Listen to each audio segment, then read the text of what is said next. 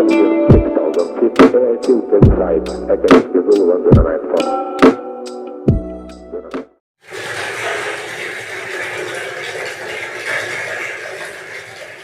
आज हम पति पत्नी के रिश्ते से जुड़े हुए जोक्स रखेंगे।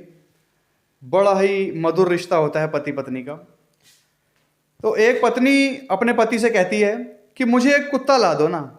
तो पति ने कहा, क्यों, कुत्ता तुम क्या करोगी?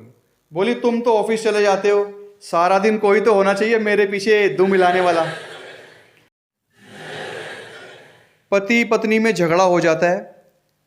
4 दिन तक उनमें आपस में बात ही नहीं हो पाती।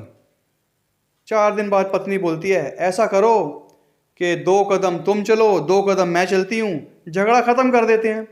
तो पति ने बोला, ठीक है भाई, बहुत अच्छी बात है, बताओ क्या करना होगा। तो पत्नी कहती है, तुम बोलो मुझे माफ़ कर दो, ये तुम्हारे 2 कदम हो गए और मैं 2 कदम ये चल दूंगी, मैं कह दूंगी इट्स ओके।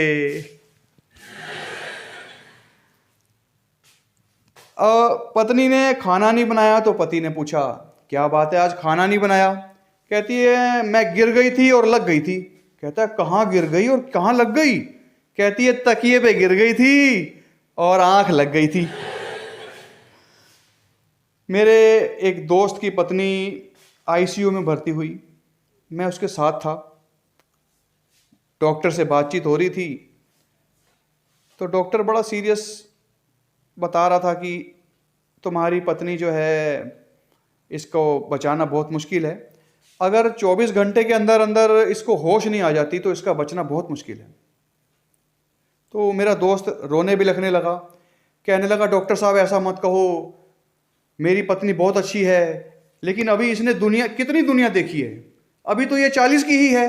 अचानक से उसकी पत्नी के मुंह में मूवमेंट होने लग गई, हाथ पैर फड़फड़ाने लग गई और एकदम खड़ी होकर बोलने लग गई, नहीं झूठ मत बोलो, अभी तो मैं 36 की हूं।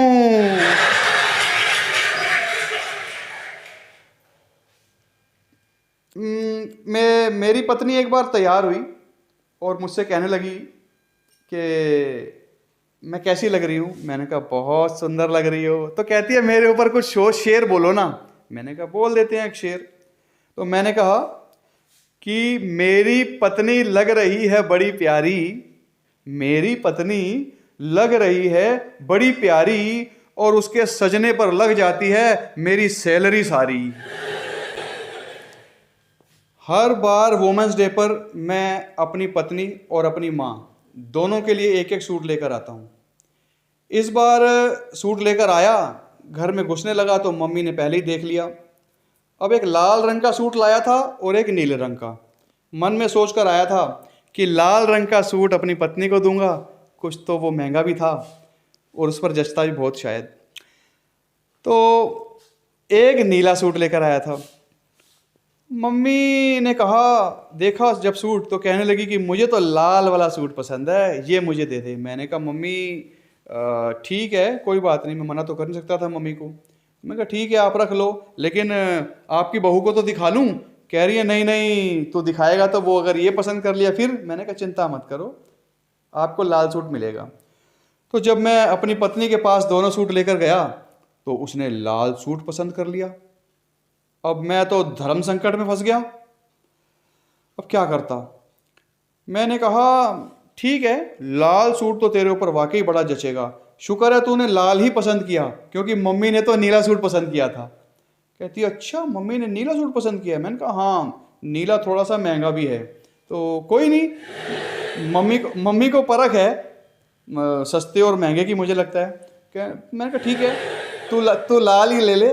वो लाल सूट लेकर बड़ी खुश हुई, उसने रख लिया अपने पास। अब कहती, जाओ नीला सूट दे आओ मम्मी को।